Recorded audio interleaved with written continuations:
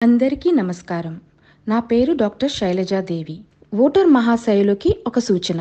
ఇటీవల జరుగుతున్న మన సార్వత్రిక ఎన్నికల్లో కొన్ని చోట్ల ఓటర్లు పోలింగ్ బూత్లో ఈవీఎం బటన్ నొక్కినప్పుడు శబ్దం రావడం లేదని, అక్కడ ఉన్న కొంతమంది అధికారుల పనితీరుపై అభ్యంతరాలు వ్యక్తం చేస్తున్నారు.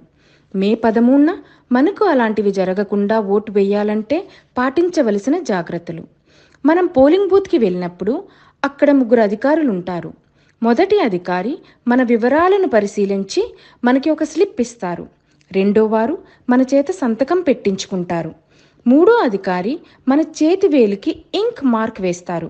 ఈ అధికారి దగ్గరే ఈవీఎం యాక్టివేషన్ మెషిన్ అనగా మాస్టర్ కంట్రోల్ యూనిట్ ఉంటుంది. అది నొక్కినప్పుడే ఈవీఎం యాక్టివేట్ అవుతుంది. అప్పుడు మనం పరదా చాటున ఉన్న ఈవీఎంలో మనకి నచ్చిన అభ్యర్థికి ఓటు వేస్తాం. మనం బటన్ నొక్కినప్పుడు ఒక శబ్దం వస్తుంది. వెంటనే పక్కనే ఉన్న వీవీప్యాట్లో మనం ఓటు వేసిన అభ్యర్థి పేరు, పార్టీ వివరాలు డిస్ప్లే అవుతాయి. ఒకవేళ మనం బటన్ నొక్కినప్పుడు శబ్దం రాకపోతే మన ఓట్ పడలేదు అని అర్థం.